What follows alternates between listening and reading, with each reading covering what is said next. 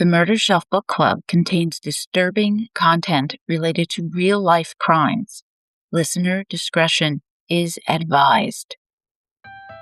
Darkcast Network. Welcome to the dark side of podcasting.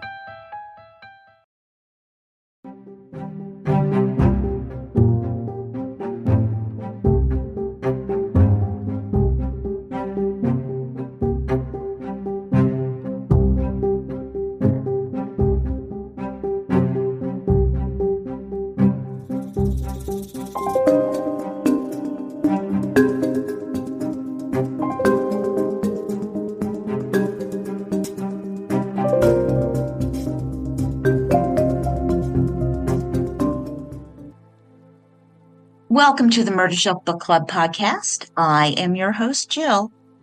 This is a special episode on the true crime book written by Kathryn Canavan, Killer in the House, which you are all familiar with by now. It has been my latest trilogy, and this book is a perfect summer read. So I encourage you to pick it up for yourselves. There are links on my blog at www.murdershelfbookclub.com. Now, this book really caught my attention because I wasn't familiar with the case, which you know is one of the things I enjoy, learning about new things. And this all went down less than an hour from where I live, though 50 years ago. I am old enough to have heard about this, but I had not until Killer in the House was published in February 2026. So my guest, Kathryn Canavan. She is a veteran journalist of the highest integrity with a penchant for writing historical true crime. Her first book was Lincoln's Final Hours, Conspiracy, Terror, and the Assassination of America's Greatest President. Her second book is True Crime Philadelphia, From America's First Bank Robbery to Real-Life Killers Who Inspired Boardwalk Empire, the HBO series that I watched faithfully from 2010 to 2014. However, it is her newest book, Killer in the House, that has captured my interest today. This work examines a spree murder of the Abt family, and it is meticulously researched, providing rich details and context. It allows readers to understand the crime, the survivors, the investigation, and the impact on Bucks County, Pennsylvania, if not the whole state of Pennsylvania. My guest, Kathryn Canavan, is a veteran journalist with a career spanning Florida, New Jersey, Pennsylvania, and Delaware.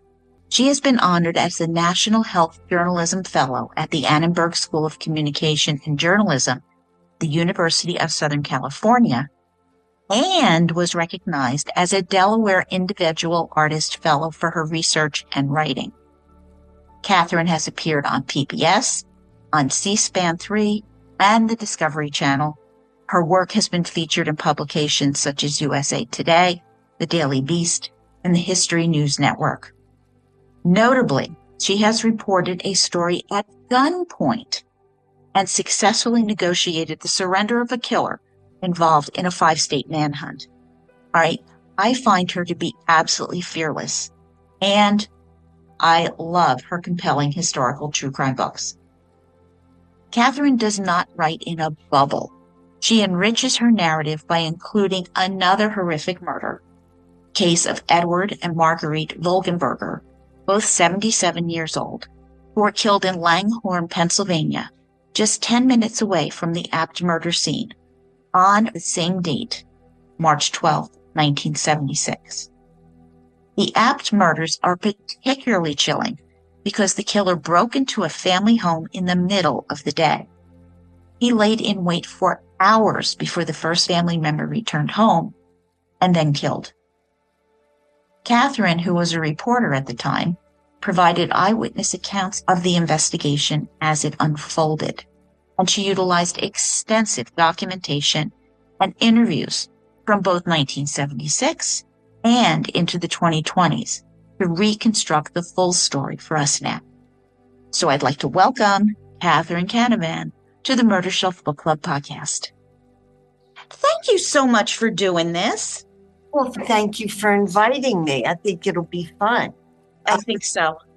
I loved the way you wove the story, main story, but you're able to bring the others into it in such a way that you're providing a tremendous amount of context.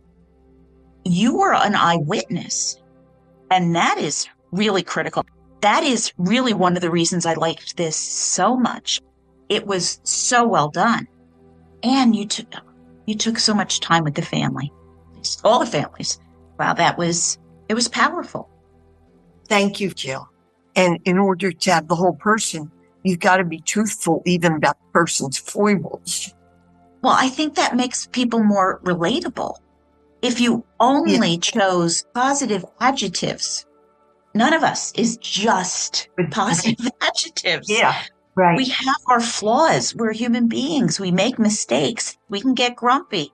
I think you found a very solid balance between what happened to these people who encounter this person in their home.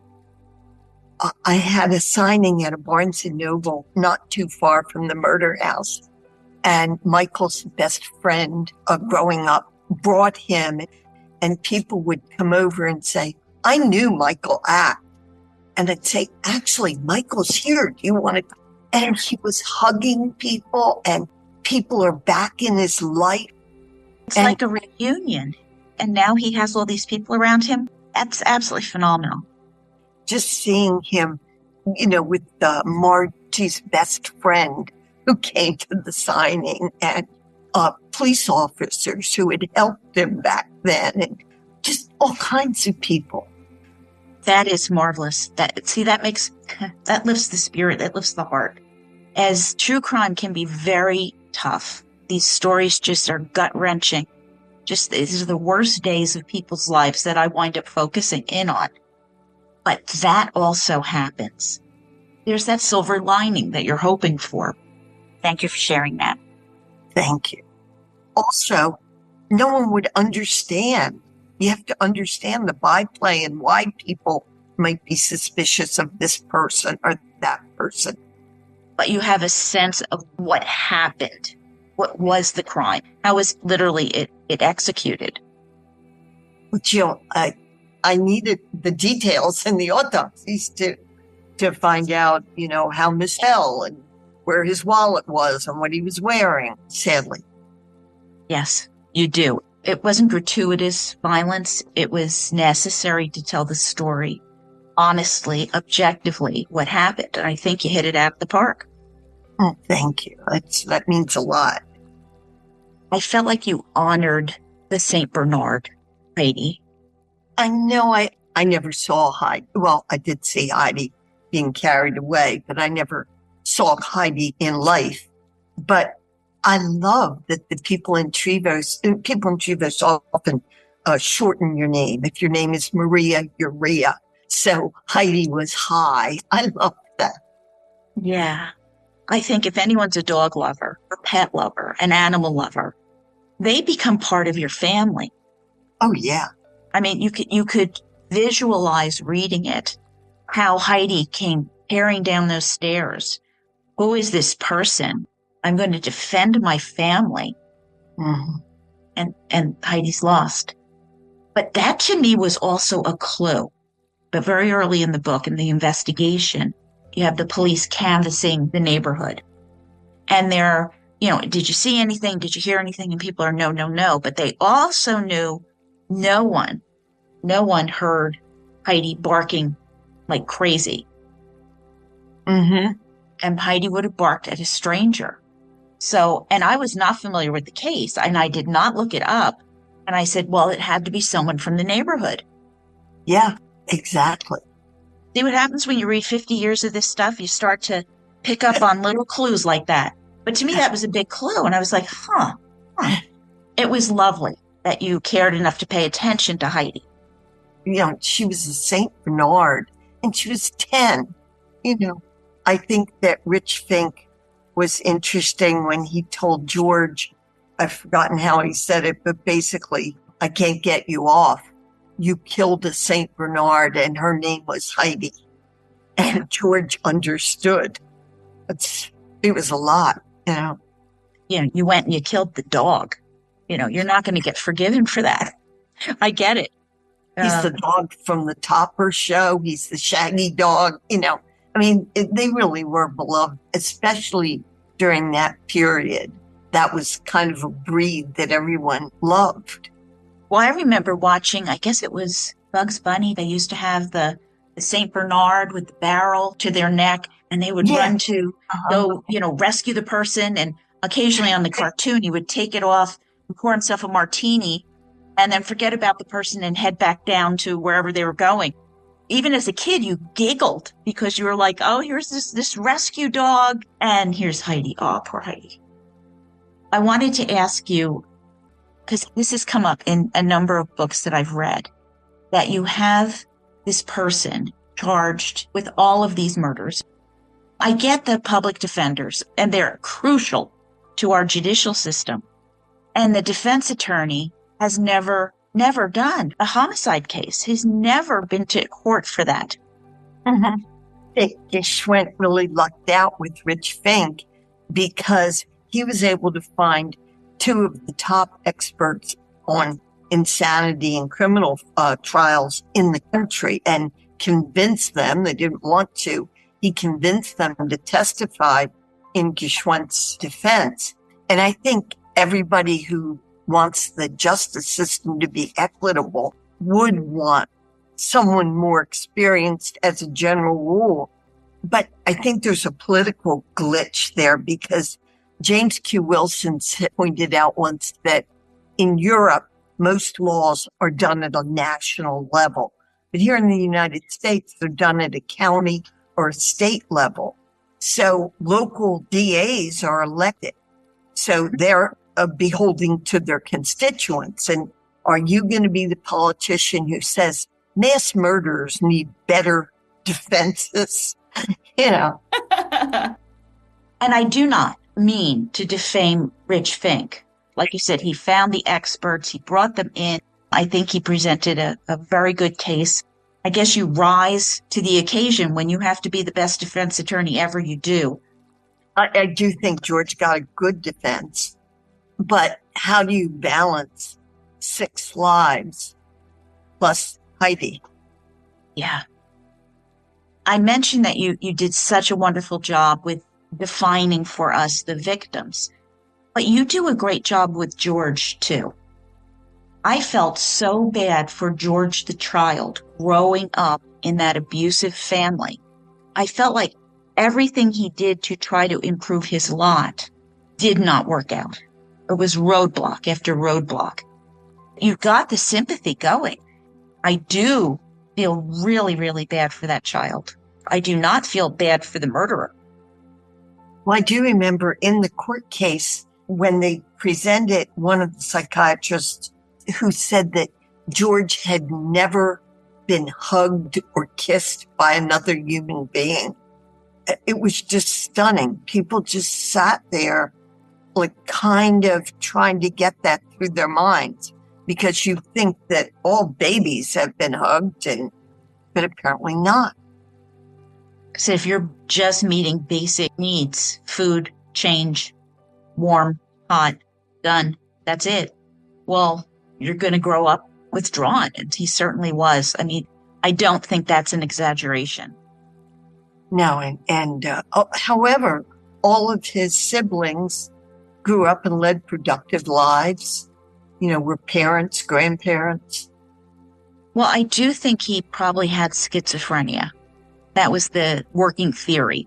Yes. Just because the descriptions when he was thought that it was Heidi who was deliberately pooping on his lawn, that he thought he saw them in the windows laughing.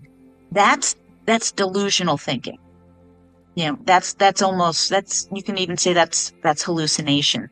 That if you think you're seeing someone in the window, I don't believe for a second that they were deliberately, Heidi, here, we're going to take your poop and throw it on his lawn. I think they really gave George a thought. Honestly, like most people didn't give George a thought. He's interpreting, and it's ironic because he, in his mind, he is almost the center of the App family's world. that everything they're doing, saying, driving, playing a radio in the car, it's all directed at him. And that's delusional thinking. Yeah, well, I thought that one of the things that Rich Fink said was that, he didn't have anyone in his world except the apps had been kind to him for a period of years. And he said, who do you blame when things go wrong? Well, nobody blames themselves. You blame someone else. And the apps were literally the only people outside his family he knew. Yeah.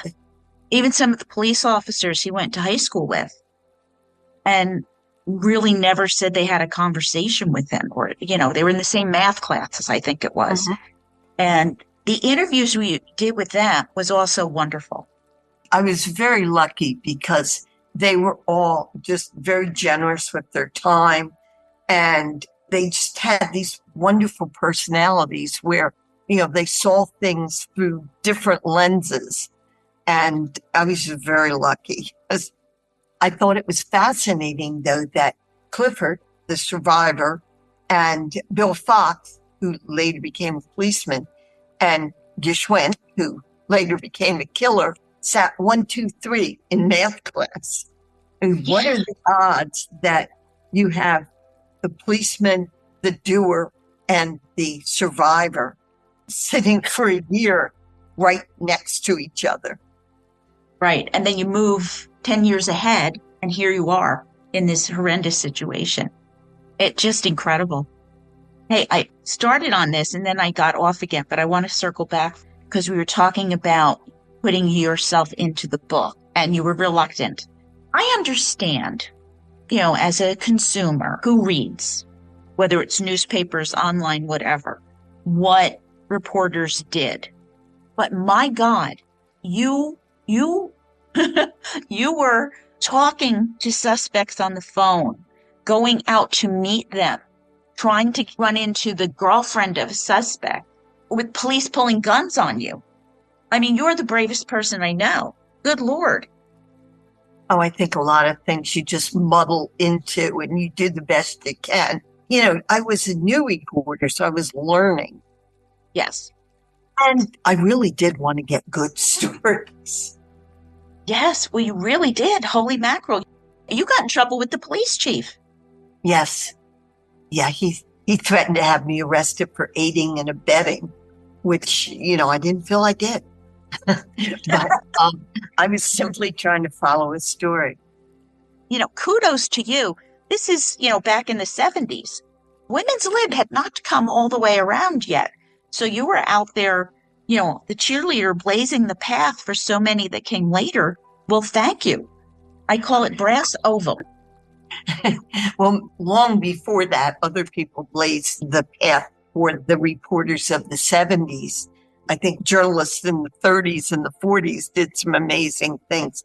And I think that reporting is different than some jobs because your name is on the top of the story. And if you're a child care worker or if you make electronic parts, your name isn't on the top of anything. And you forget that your name is on the top of things. And I was covering a really sensational case and people were not crazy about the paper covering it. And I went to a party with a friend and he knew people. I didn't know anybody at the party and they didn't know who I was. And I was sitting on the couch and somebody started talking, people were talking about the news and somebody started talking about that girl reporter and how she should be fired for what she's writing. And I thought, this is a bad time to introduce myself. So we just looked at each other. We left in a few minutes. But I was shocked because I had no idea that people identified you with your story. It would simply work. As a teacher, you go to work and you do certain things and you leave. And that's how I thought of reporting, but apparently not in that case. I think it was much more personal, that's for sure. Today, there's so much out there. Names are out with no sense of consequence. I know that's a concern I have with the true crime community, that we can be such a compassionate group of people who seek advocacy and want to get to the truth and want to see justice done. And then you have people who are more irresponsible, in my view, who, say Bobby Smith is the killer. Here's his address and let's go talk to him. And it just doesn't work that way. What if he is being investigated and now you put it out there and really put a whole crimp in the investigation? Don't do that. Yeah. Having some sense of compassion. What if you're wrong? You're reading something on the internet. Stop. Don't blast people's names all over the place. Let the police do that. Have your theories, but you don't have to be naming people and outing them when they may have nothing to do with anything. Also, if Bobby is the killer, you probably shouldn't go to his apartment. Yeah. Can you imagine? Oh my heaven. Yeah, that might not be a good idea at all. I know Paul Holes, he was involved in the Golden State Killer investigation. He was saying that his time was up. He was about to retire. And there was this one guy that they really hadn't gotten a bead on, this Joseph D'Angelo guy. And he pulled up in front of his house and he said, I can just walk up to the door, tell him what I want, get a DNA sample, and we can move this thing along. And he didn't do it. And Joseph D'Angelo was the Golden State Killer. So, yeah, don't go to the guy's door. He may not like that if he is the killer. And if he's not the killer, you're really hurting somebody's life. Don't do that.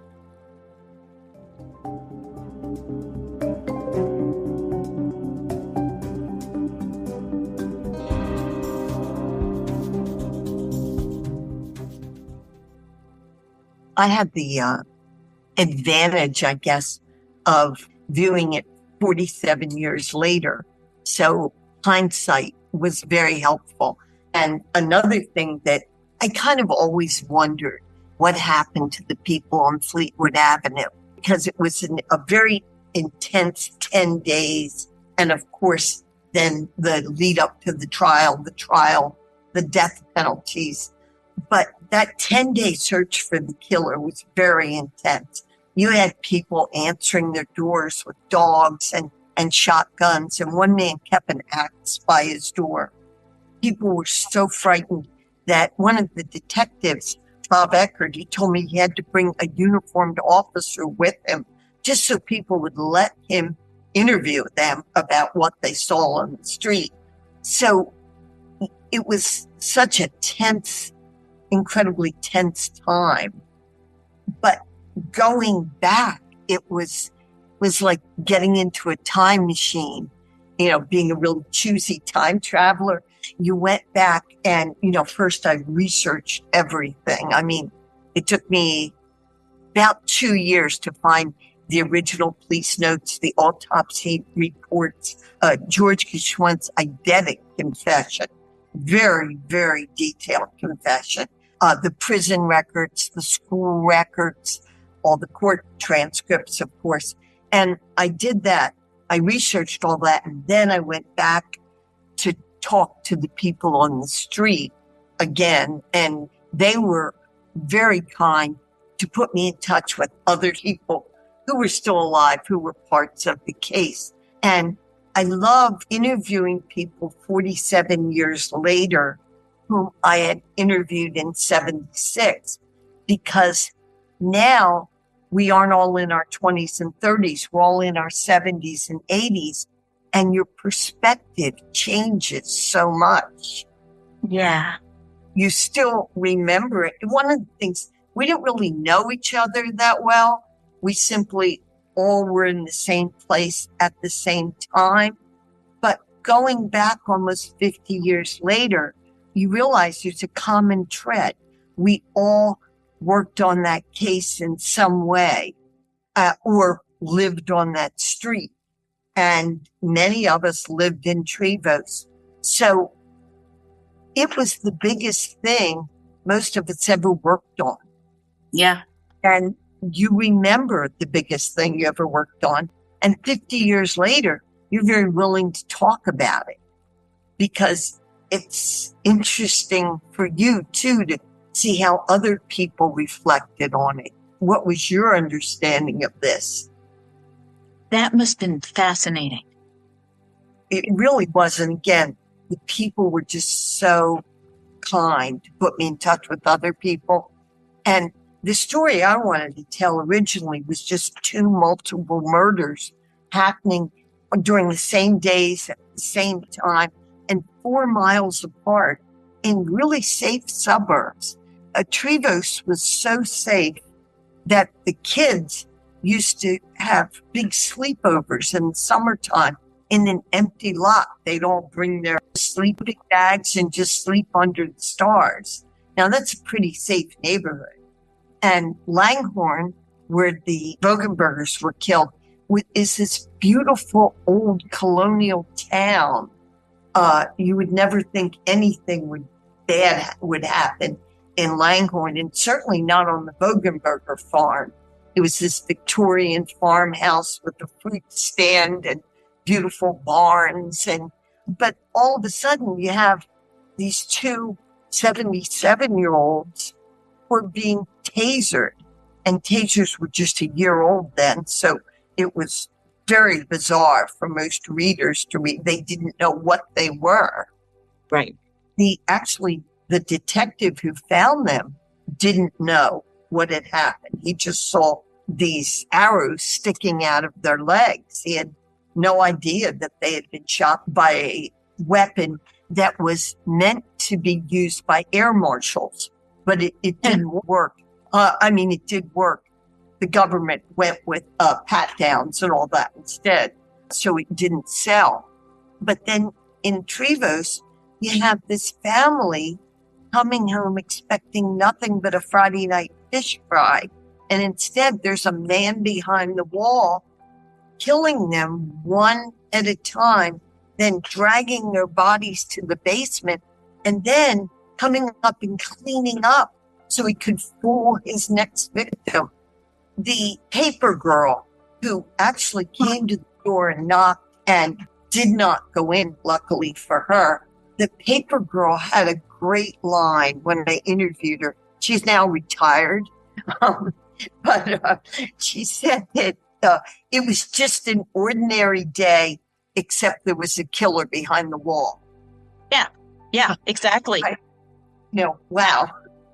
How close did she come to being a victim herself? My God. When you think about that, again, you talk about the impact this has on the community. Holy mackerel, the near misses.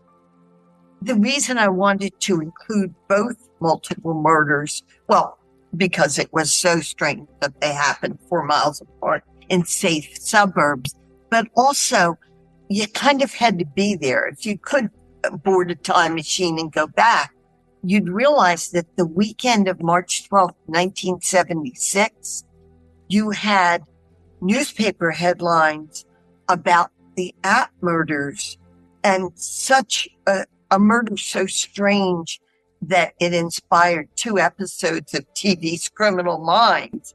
But you also had the Vogenberger murders. They weren't discovered for a day, but they were done during the exact same hours. And the killers were not related. They didn't have any idea what each other was doing during those hours. But for the people who were there in Langhorne and Trevose, it wasn't 6 people killed. It was 8 people killed. And nobody knew when it was going to end. Would it be 10 people or 12 people? I tried to capture that fear. Seriously, you wake up, there's 6 people dead. You wake up, there's 2 more people dead. You have to think there's one killer running around, because if there's not, and they aren't related, there's 2 killers running around in this idyllic, quaint little communities slaughtering people. What the hell is going on? I don't blame people for not opening the door and having to bring a cop to give statements. I get it. I remember, I think it was like last summer, we had a bunch of convicts escape, and there was a manhunt going on. You know, like you're on edge listening to this. And Absolutely. the investigation, it's that epicenter, and then they're not caught, so they're moving out. And then they caught 2, but the rest were still missing. I think it was like 10, 8 to 10, something like that. And it got down to this last guy. I had the heebie-jeebies. I can't relate because this is going on in these people's neighborhoods, but I can relate in the sense of there's something out there. I don't know where it is. It's coming my way. Who is this person? Are they going to get him? Oh my gosh. The fear in Bucks County was heightened because the Vogenbergers robbers, because they did tear everything apart. The police were quite sure they were there to rob the couple. The robbers, because they tortured them with something, with the taser gun, something that was unknown to most newspaper readers at the time, it had a one-off element. And so did the App murders. No one expects when you get off the middle school bus and come home, you open your door and go to put your coat in the living room closet, that somebody will be lying in wait for you. They both had these very bizarre elements. So people just, their socks were scared off at the time. And I lived in a little cabin that I rented on a cliff over a creek about 1.8 miles from the Apt house. Actually, it was about halfway between the Apt and the Vogenberger murder scenes. But I didn't realize it then. I didn't map it out until 47 years later. But I was 25, so of course I thought I was invincible. So it never occurred to me, even after the second murder, that anything would happen to me in my little cabin, remote cabin over a creek in the woods. But most people who were parents, who had children, were very frightened because 2 bizarre murders, even the police, they didn't know if these 2 things were connected. So they tested it at different times of the day. They went back and forth between the App murder house and the Vogenberger murder house. And it took different amounts of time at different times of the day, obviously. But one of the detectives said, we thought, holy God, could these be connected? Mm-hmm. They were not, but, you can just imagine the fear in the community. Well, you almost want them to be connected so there's one person that's dangerous out there. But the modus operandi are so dramatically different. Mm-hmm. There was just one odd red herring, and there was a size 9D boot, work boot from Sears in the dust in the Vogenberger's attic. The attic had been ripped apart. They were looking for money they expected the couple had hidden. And the exact same boot type, same size, was found in the basement, in the blood, in the basement in the Apt house. But they were totally unrelated. I guess it was a popular work boot from Sears. Work boot or a common size, but that's enough to light your hair on fire worrying about that one. It was incredible. I loved and appreciated also that you gave me the update. Normally when I'm doing a book, I have to go out and I have to do all this research and find out what happened to this one. Oh, bless your heart. You did not make me do that. You went through everybody. And I loved what happened with the Vogenbergers' land, even if it remains unsolved to this day. But what happened to that property is wonderful. Yeah, the townspeople were able to raise enough money to buy it and turn it into an art center. And it's a lovely property. That is wonderful, having concerts and gardens and flowers, and it's a living tribute to them. Yeah, and I love that one of the artists paints Mrs. Vogenberger into her paintings. Yeah, it's just lovely. I appreciated hearing what happened to the officers. These were the beginning of a lot of careers, it seemed. Yeah, very much. What I found fascinating about this was, we're familiar with the Idaho case and so many other recent murders where they've had all kinds of technology. But these people, very small band, I think it was 10 detectives, solved this in 10 days. And they didn't even have cell phones. They had to carry rolls of dimes in their police car compartments to stop and use a payphone if they didn't want to broadcast something to everyone over the police radio. They had no street cameras. They had no DNA. They had no Ring doorbells, nothing. And they were able to do it. And I'm especially awed by Detective Zajac and the polygraph examiner, Dick Batesel, because I included in the book sort of a transcript of what they said to get George Geschwendt to confess. And they went right up to the line of what you could say, but they did not go over it. And they finally got to the question that made all the answers flow out of George, which was everyone sees things from their own perspective. And the question that Batesel asked was, what did they do to you, George, to make you do this? And yes, everything just came flowing out of George.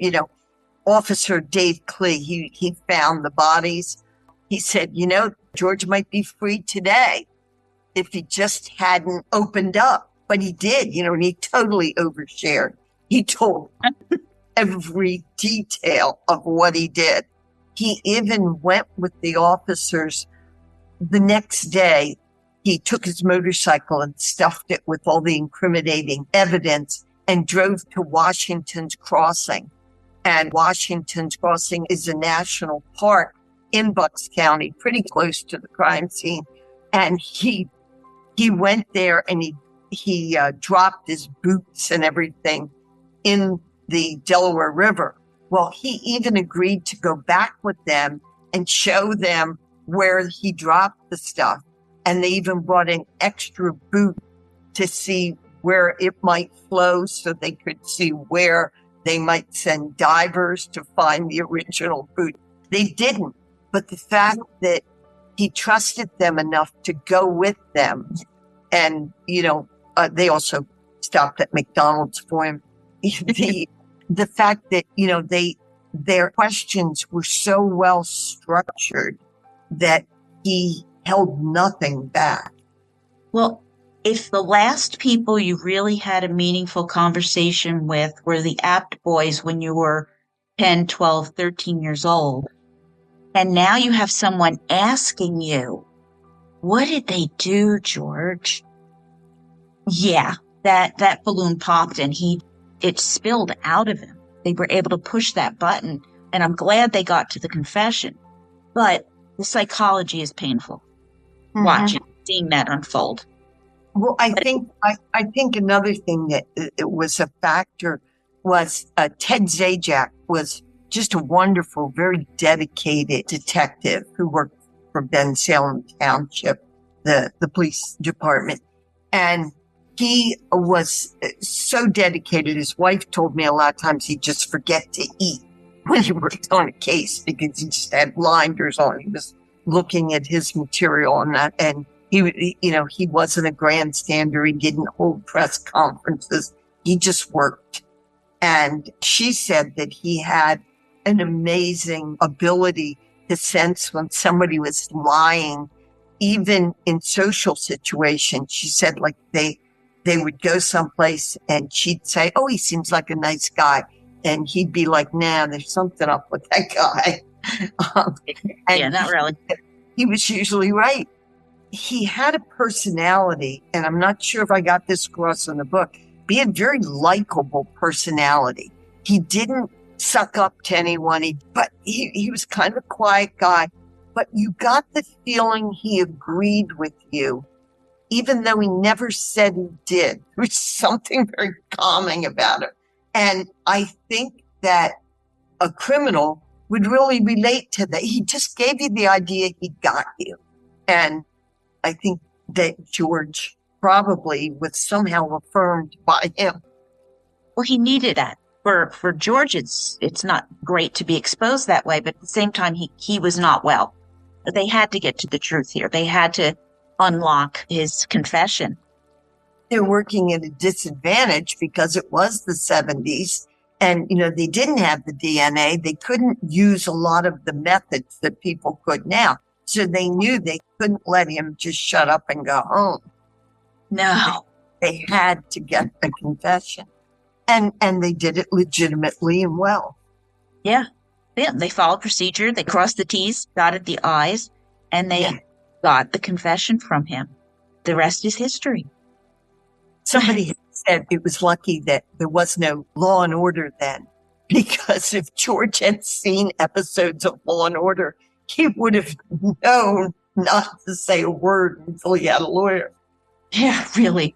I worry sometimes that a lot of the shows are tipping off criminals on how to be better criminals. Well, they're still getting caught, so something's going right. But there is, like you said, so much more technology today.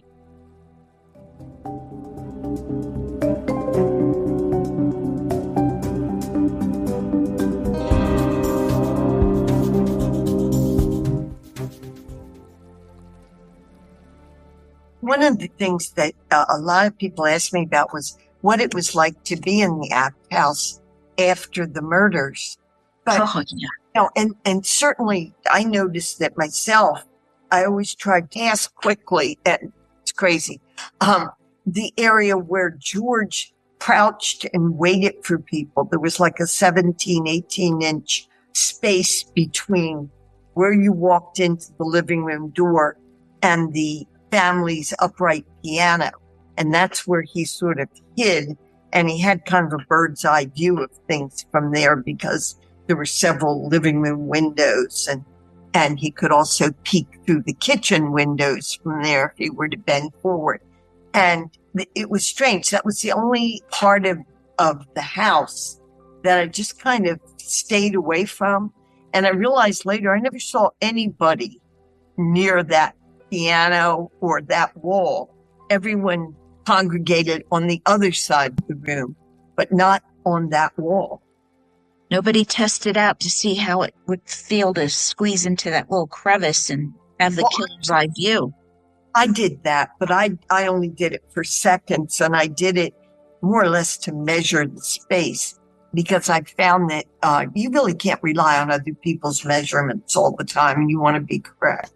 Oh, yeah. Yeah. Curiosity would have driven me to see what he was seeing. Yeah, but it's also a very one-off thing to do, and it does bother you when you do it. Oh, yeah. You're getting chills just thinking about it. There were just so many things where, people kept saying they got goosebumps thinking about that. And I didn't get goosebumps, but you just realize how unusual it is to be in this house and the graciousness of the survivors to allow reporters, myself, other reporters into the house during what had to be the worst week of their lives. Oh, yeah. And there were just so many one-off things that happened. I remember sitting in the trial and Clifford Act, the elder brother who was a survivor, was sitting in the front row right behind the bar. And he had his fist clenched and he kind of was holding it up to his mouth. And the judge started to explain in which case the death penalty would apply and in which case it would be a life sentence. And he said, and you must judge it as a life sentence if blank, blank, blank. And Clifford just shook his head no in the front row. And I thought, I wonder if all the jurors or most of the jurors that I could see were all looking directly at Clifford. And I thought, I'd never seen that in a criminal trial where someone was shaking his head no. I'm thinking, would that influence them? And, I'm guessing it did. Yeah, it may. What is seen cannot be unseen. Well, they came back with 6 guilty verdicts, so. They didn't take a whole lot of time either. it was just, there were so many things that you think, well, that's never going to happen again. For instance, when they announced the death penalty, Michael and Clifford's friends jumping up and cheering and joking and trying to make the noise that an electric chair makes. Just all sorts of things like that you think, well, I'm never going to hear this again. Mm-hmm. This probably will never happen. And here we are, hearing about it through this book that you've written. Kathryn, I want to ask you, what's next? Taking a breather, going to find another case? Actually, I wrote another book while I was waiting for this one to be published. I can't say a lot about my next book, but I'm really excited about it. It's going to focus on whatever happened to famous murder houses. Oh, from Hawaii to New York. And again, was ridiculously lucky. I talked with people who bought the houses after the crimes. I mean, and real estate agents who did walkthroughs while the police markers were still in place. Oh, my Lord. Police officers who found the bodies. Phil Hartman's house, Dorothy Stratton, the house where Dorothy Stratton was killed. John Benet Ramsey's, Phil Spector's castle, the Golden State Killer's own house. And Dr. Sam Shepard, he inspired The Fugitive. I think there are almost 24 others. Wow. And it was so interesting to talk with like Dr. Randall Bell. Rolling Stone called him the master of disaster. He valued all of Jeffrey Epstein's properties. He valued the Hale-Bopp Comet house, the John Benet Ramsey house, just a litany of others of really interesting houses. And he was so kind to take time to talk to me. The police officer who found, what's her name? Candy's victim, Candy, the miniseries, Candy. Yes. The police officer who found the body in the laundry room. Oh, my gosh. And a neighbor who was right behind him when he found the body. Just so many interesting people, victims, families spoke to me. So it made for, I think it's going to make for a wonderful book to read for anyone who likes real estate and crime. I do. I think it's really, really cool. Please let me know when it's out, because I'm going to want to get that. It should be outside this time next year. Ooh, we'll have to do this again. Really, again, murder is not fun, but it was great fun to do that book and to talk to so many interesting people from across the, all the way to Hawaii. And one that was fun was a man who had been in the Amityville Horror House when he was in high school because his friend's parents owned it before the DeFeo family. And later, his brother bought it after the murders, long after the murders. So it was just real fun. Listen, it sounds like fun. Murder is not fun. It's tragic. It's awful. But again, if you can take something like that and then tie the real estate together and who's there now, and that's very cool. What an interesting concept. I love it. I really like real estate, and I've written so much about murder that combining them just seemed like a no-brainer. Yeah, well, I think you're right there. I'm looking forward to that. Hey, is there anything else you want to add? I think just the fact that coming back to it 47 years later and finding those people who I liked then, and I realized that this one event was the biggest, most unexpected, most one-off, surprising event of all of our lives. Which created that common bond between you two.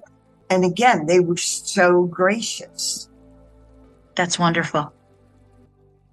One thing we didn't talk about that I just thought about was the funeral. We did not.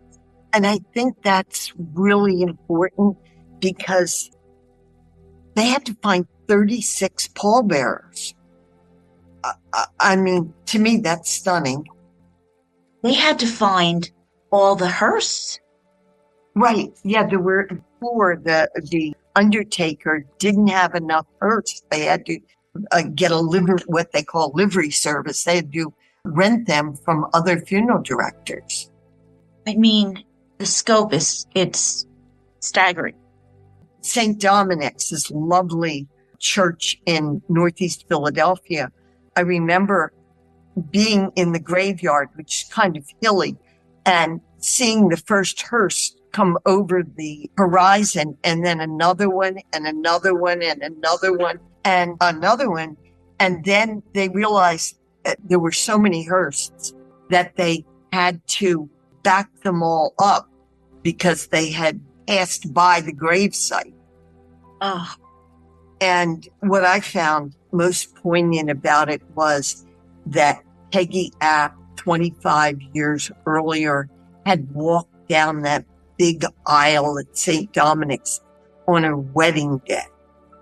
Yeah. And now her casket's being wheeled up it along with her husbands and their two daughters and their son. And her cousin is delivering her eulogy. I don't know how you could get through the eulogy. Here, this whole family is nearly wiped out. The sight of it had to just be devastating. There's so many touching things. Some of the survivors' friends couldn't afford suits to go to the funeral, so they waited in the back of the church. There's a vestibule, but it's pretty cold. And in March, it was March 17th. It's pretty cold vestibule. And they waited there just to pay their respects to Michael and Clifford. And it was really heartbreaking. And again, the killer was still on the loose. Yeah. So a patrolman was taping, or I guess it was video. I'm not sure. He was taping the entire service, wondering if the killer might show up. He didn't. He was out applying for a job that day. Michael and Clifford were there, sitting separately. Clifford was still technically under police purview, but a tremendously sad day. We didn't mention Gary Engel. Yeah, Gary Engel. And I don't want him to be forgotten in this, because so is the abs. Gary was very much a victim there. Yes. Gary, as his friend said, stuck like glue to Margie, and they'd been dating for 2 years. He went there that night to celebrate their anniversary. He was going to take her out to Rustler Steakhouse, which was a popular low-price chain back in the 70s. And, he walked up to the door and, he could have left, but he didn't. He walked in and he became the last victim. Yeah. And he, of course, had his own funeral with his own family because he didn't have the same plot at the same cemetery. So while that's all going on, there's a sixth funeral. Oh. And then, of course, there's the Vogenberger's funeral in the Friends Cemetery in Langhorne. Yeah. So, wow. The scope it staggers the imagination. And I mean, I've read the book cover to cover, and it's still, I know I'm not fully grasping that many. You hear it, the numbers, and it's so outside of anything normal. Yeah, and all of the people in Bucks County who lived through it, never forget it. Gary Mitchell, who lived on the street, he lived about a block away. In fact, the Mitchell house was so similar in layout to the Apt house that the police borrowed their schematics for the trial. And Gary was in a restaurant one day And somebody brought up the App killings, and a man said, "What is that?" And he said, "Oh, 6 people were killed up the hill on March 12th, 1976. And the man said, "Well, how could you possibly remember the date?" And he said, "Look it up." So everyone has a phone now, of course. So the man did, and Gary was right. And the guy was really taken aback. And he said, "Wow, how'd you remember that?" And he said, "I lost 2 good friends that day." He was 12 when it happened. Yeah. You talk about a path dividing in people's lives, whether it was George, the killer, or someone like him living in town. And forevermore, you're going to remember this was before the spree killing and this is after the spree killing. And it's a hard line in someone's timeline. Yeah. One of the women I talked to, a volunteer at the fire company, she said everybody remembers it. It was like our moonshot. Everybody who's lived here forever remembers it because nothing like that ever happened here before. The thing that I carry with me, I remember that the thing that I remember the best is when Michael and Clifford learned that it was the guy across the street, 121 feet away, who killed their parents. And their friend Buddy said, it was Geschwendt. It was Geschwendt. And Michael said, "What about him?" He said, "It was Geschwendt. Geschwendt killed your parents." And there was just this, in the book, I describe it as a doleful gasp. But it was just this sad, sad gasp from the living room you could hear. And then, of course, Michael and Clifford ran out the door toward the Geschwendt house. But I don't think I'll ever forget that sound. It was just so sad. Yeah. It's such a complicated thing. It really is. Oh God, poor Michael and Clifford. Just, you have a whole family, siblings, holidays, birthdays, how every birthday, every milestone hit brings us up. And, you have 5 family members. That's a lot of birthdays. And now, and also Gary, who's, a really close friend. Yeah. Dan, listen, I want to thank you for being on the Murder Shelf Book Club podcast. Thank you for letting me join you, Jill. Oh, I'm so excited to cover your book, and I can't wait for people to get to the store and buy it. There are links on my blog to Amazon and Barnes & Noble and wherever. Thank you so much, Jill. It's really been nice meeting you. Yes, you too. And I'm very much looking forward to the next book. It just sounds like such a romp. I'll let you know. Yeah, actually, it really, I don't think I've ever written anything I enjoyed more because I got to meet so many exciting people. That's good. I can't wait to read it. I'm really excited about this. Really, I invite you on. We will talk in 1 year. I'll let you know as soon as it comes out. Okay. Nice to meet you. You too. Thank you so much.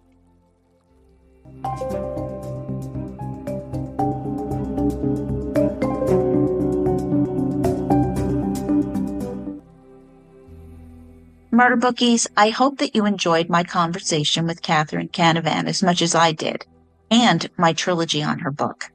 She is a brave, resourceful, and insightful woman with stories galore. And please check out her book, Killer in the House, as a must-read on your summer list. I see you as you hear me. I truly appreciate your input because I really can't do this without you, nor do I want to. Please take a moment to leave a fantastic 5-star review because it's going to help me to attract future Murder Bookies. Share your thoughts with me at jill@murdershelfbookclub.com or connect with me on X, Facebook, Instagram, LinkedIn, and YouTube. You will find all the links and sources on my blog at www.murdershelfbookclub.com. Additionally, you can join our monthly Patreon Zoom for $2 a month $4 if you really love me, at www.patreon.com/Murder Shelf Book Club. So stay tuned in and subscribe so you will not miss my next episode, which will drop shortly. Make sure you lock your doors and windows. Trust your gut.